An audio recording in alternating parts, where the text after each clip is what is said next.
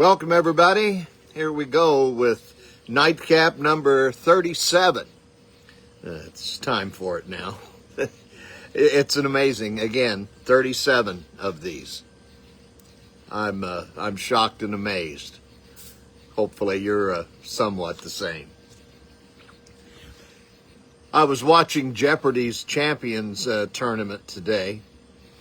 I don't know if you follow that. I don't get a chance to watch Jeopardy every day because I'm generally keeping an eye on Judge Judy to get ready to air the 5 o'clock news from Fox 2. So I don't get a chance to watch Jeopardy. But I do catch it on Hulu later on sometimes.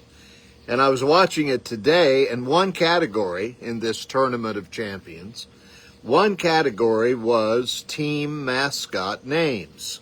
I thought it was going to be MLB or something, but no, it wasn't. It was like collegiate. But that's okay. But the funny thing was, of course, there's 5 in each category, and 4 of them were either East Coast or West Coast. But lo and behold, up pops a picture of a dog that many of us in Illinois, especially Southern Illinois, are familiar with. And the clue was, this Southern Illinois school dog is what? And of course it was a Saluki. Nobody had any clue what a Saluki was, because nobody on the East or West Coast, or these people were from, one from California, 2 from the East Coast. Nobody knows Southern Illinois from the coasts. It's flyover country, so they didn't know what a Saluki was. You know, they think we're all hillbillies. And of course we're not, but that's what they think. So anyway, it's still fun to watch it once in a while, see how smart I'm not. Because anytime I ever thought I was good enough to go on Jeopardy, all I had to do was watch it. And I said, no, I can't compete with those people. Not at all. Hey, Beth. Hello. How you doing? Nice to see you.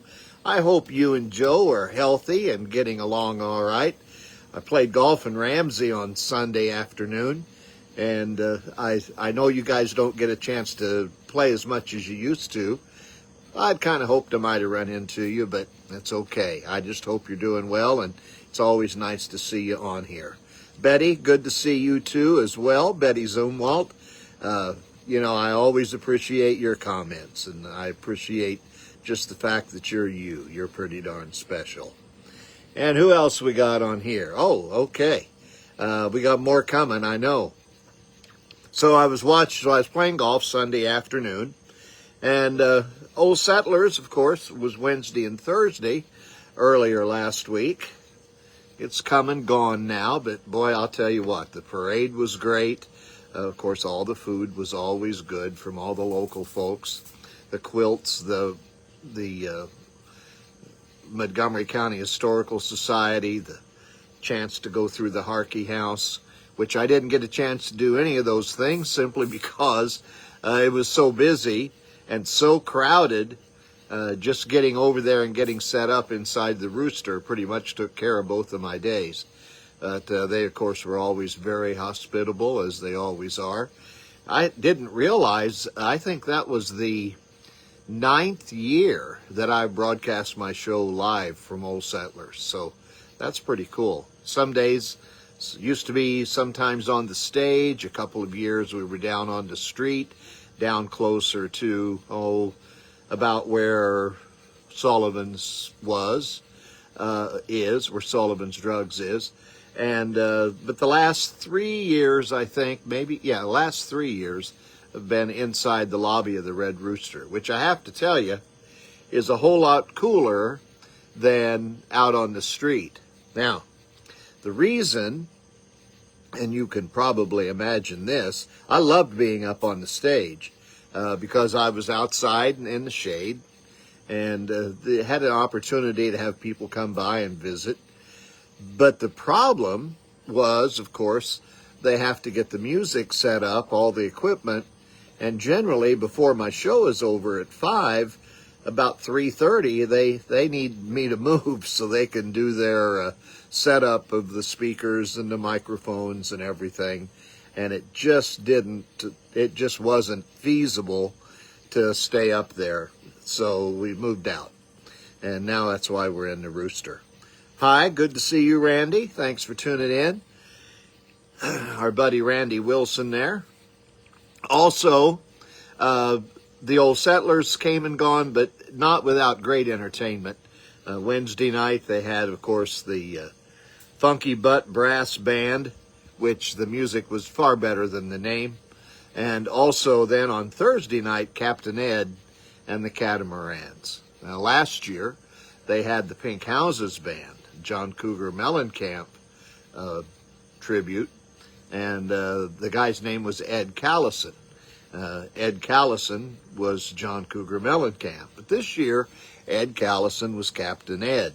And it's funny, so many of those people are in more than one band. I talked to the drummer, and I said, how many bands are you in? And he said, he counted and looked up at the sky and looked at me and counted a little more. He said, I'm in 8 different bands. But if you want to be a working local musician and you want to work 5 to 6 days a week, you're in more than one band, that's for sure. So it was always it's always good to talk to those guys. But they were a great group. The music was awesome because it was all yacht rock, and that I like yacht rock, so nothing wrong with that. Then when I got done playing golf Sunday, I headed over to the Twisted Trail Winery because I was close by. I'm always, and now this was like the third different way to get there because I had gone there from home, I had gone there from Indian Springs, and this time I went there from Ramsey. So now I know all the ways to get to Twisted Trail Winery.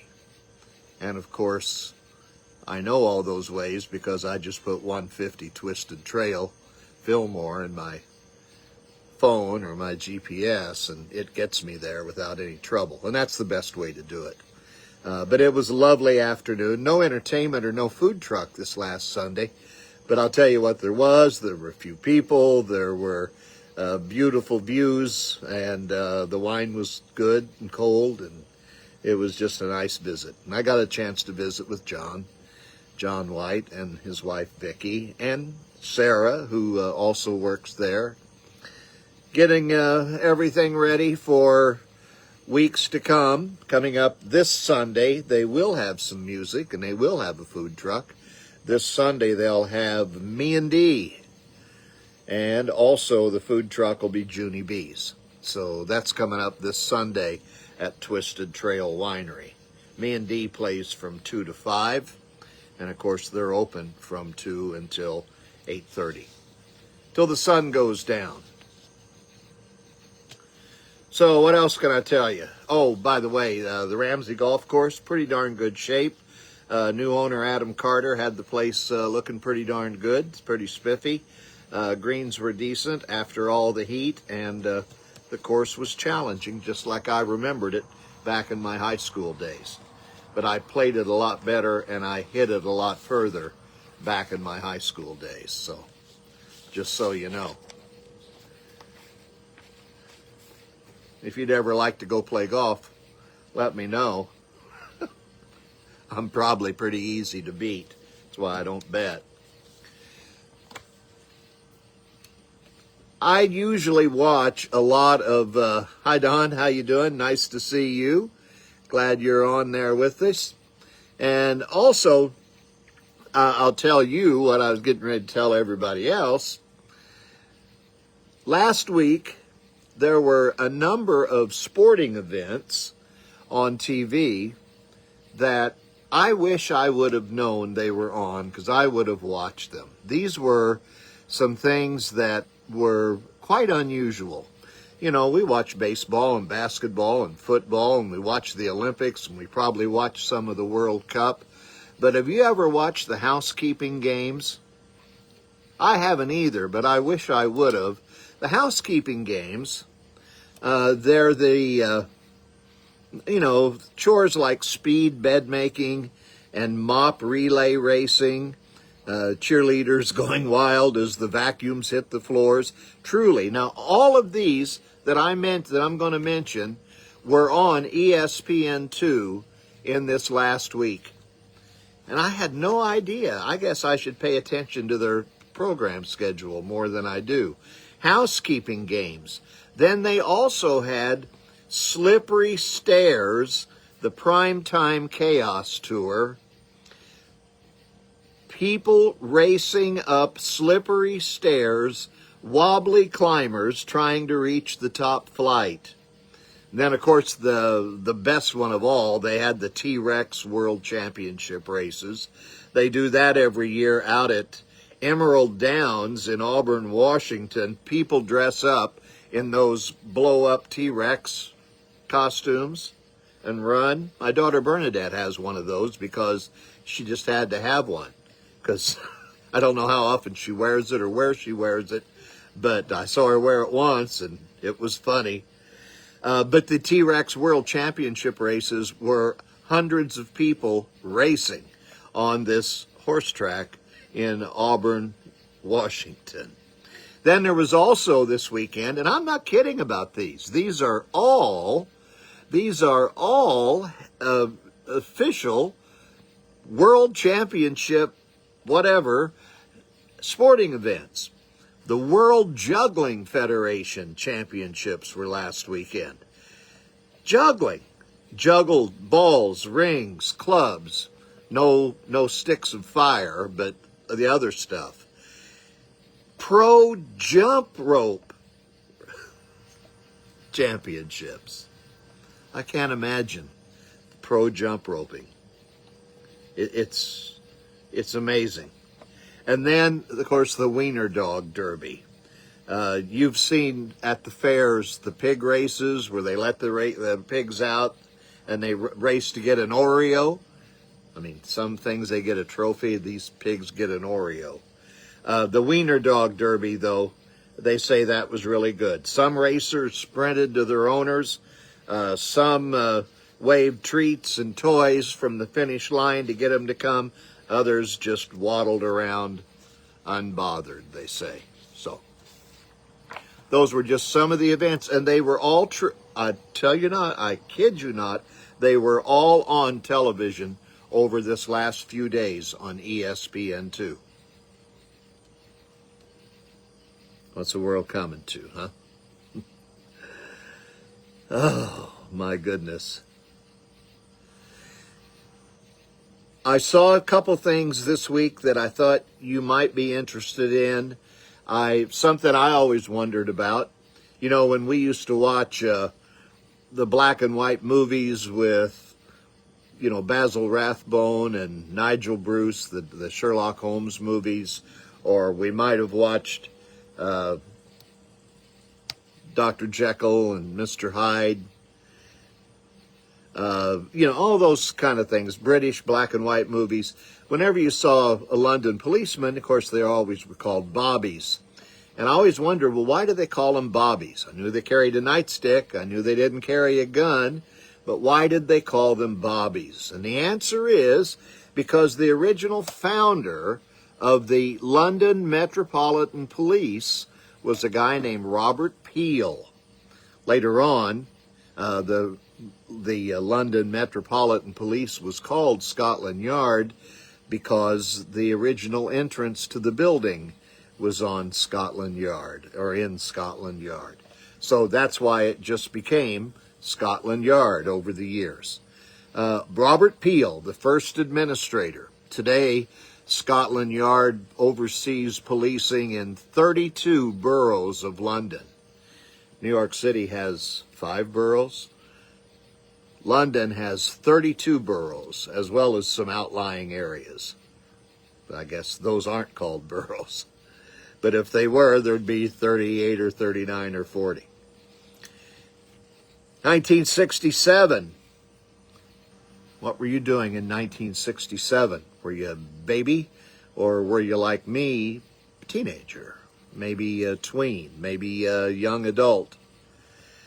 1967 might have been the summer of love, but it 1975 was a pretty important year as well to millions of people. That was the year they got a new pet. 1975, a particular new pet was very, very popular. As a matter of fact, tired of hearing friends grumble about their pets, no walks, no baths, nobody's ever, gotten enough to eat.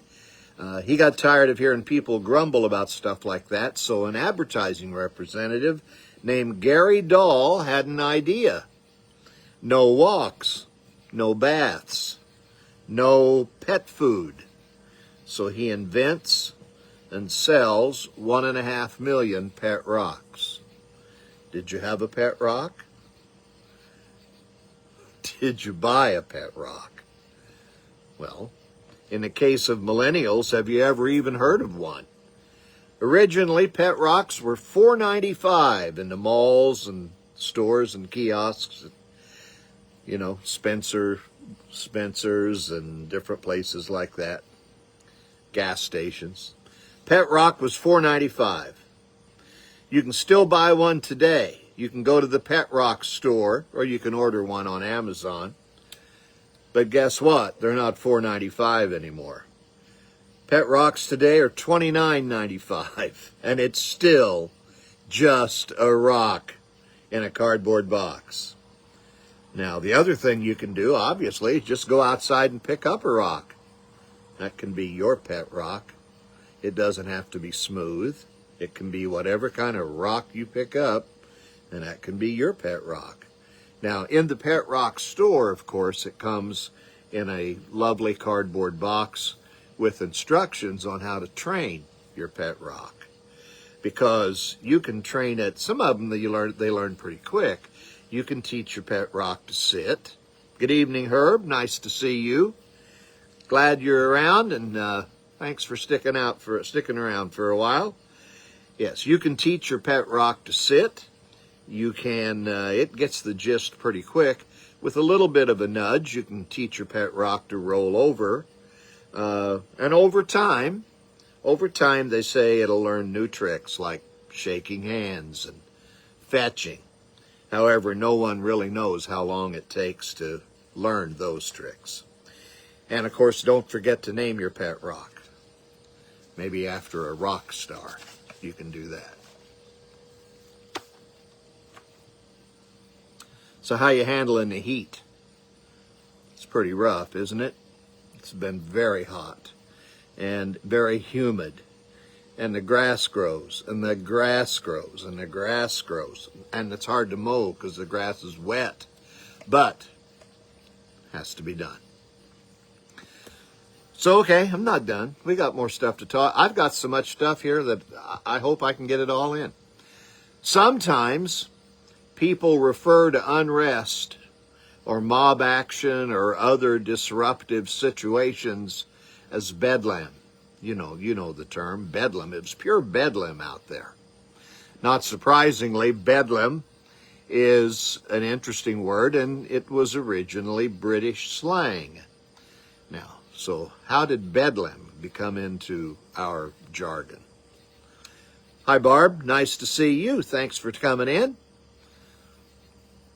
Bethlehem Royal Hospital was England's first asylum for the treatment of mental illness, and for many years it was a place of inhumane conditions, the name of which, Bedlam, became a byword for mayhem or madness. It was also a popular London attraction, really, for the morbidly entertained. Yeah, you could go in and you could just watch the mentally ill, the really, really, really messed up ones, act out and be entertained. That's what they said, morbidly.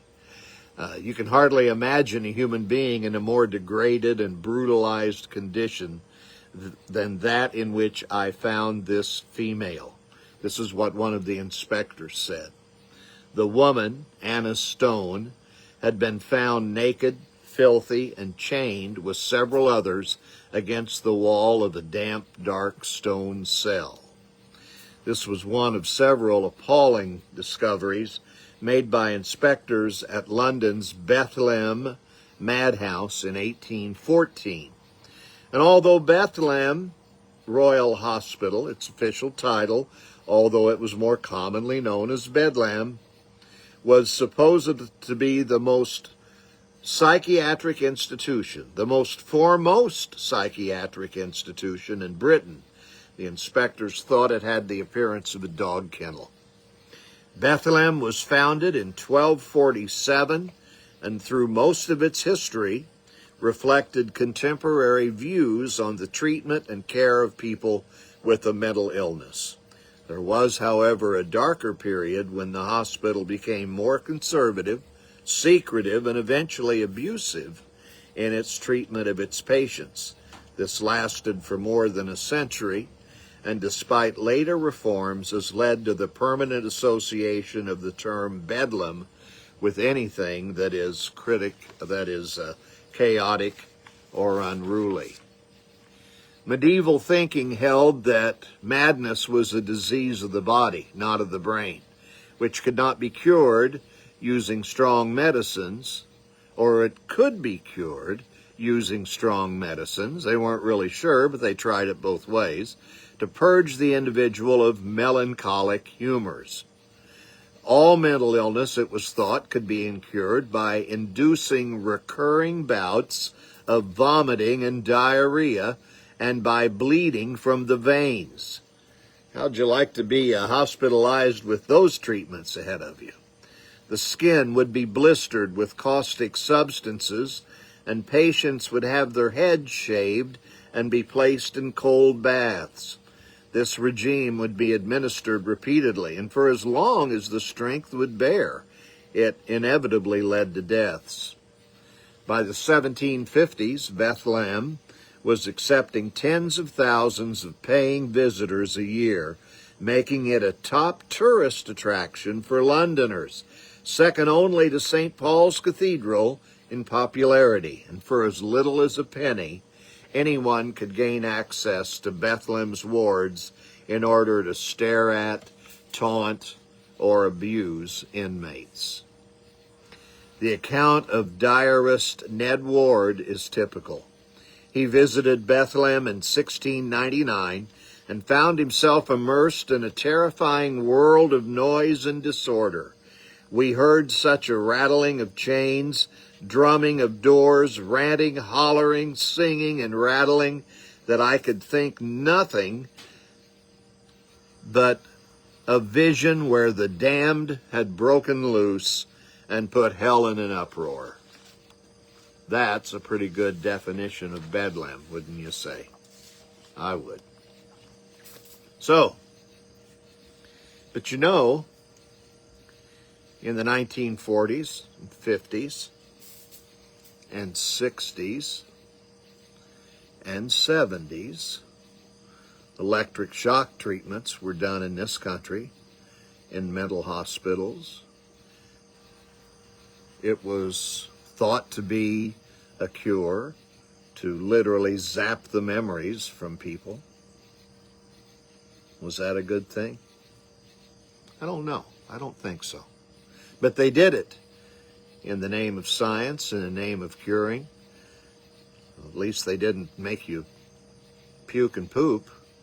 They didn't burn your skin. But they did things that they certainly look back upon now with a fair amount of embarrassment and shame.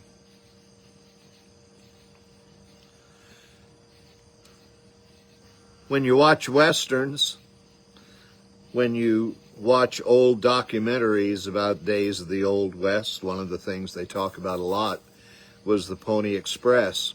And the Pony Express gets an awful lot of talk, an awful lot of film and video, an awful lot of screen time for something that didn't last very long.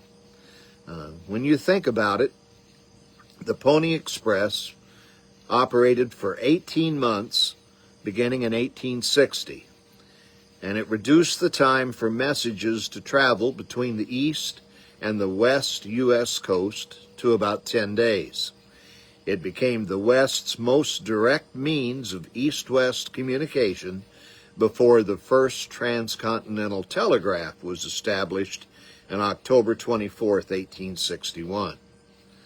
So now, I say 18 months. It started in May of 1860, and by the time the telegraph was established in 1861, late October, that was the end.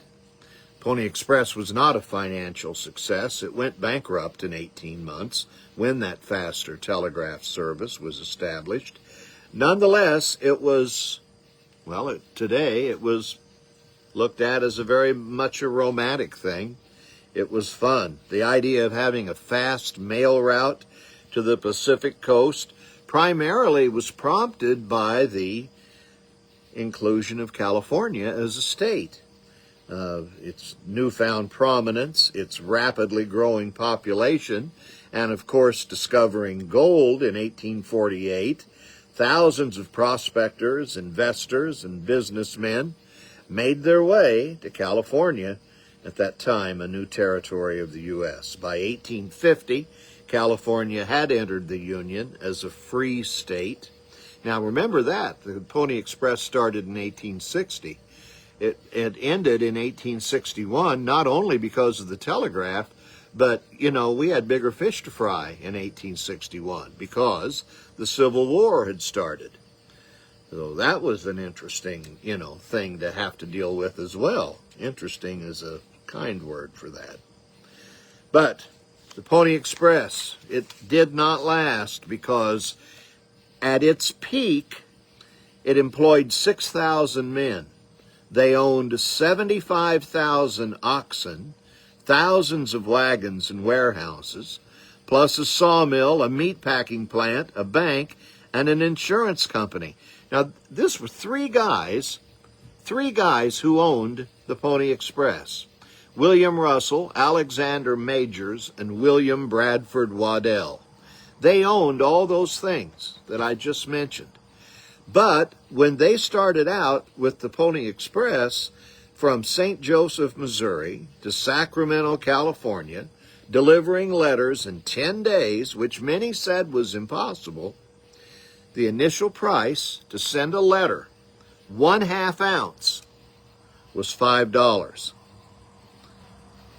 That's $200 today. That's amazing when you think about it. At the time, regular mail was 2 cents to send a letter, and they were charging $5 per 1/2 ounce. But by July of 1861, as they were watching that telegraph being built and moving its way westward, the price had dropped to $1. The initial price was 250 times the price of mail through the normal mail service. $5 versus 2 cents.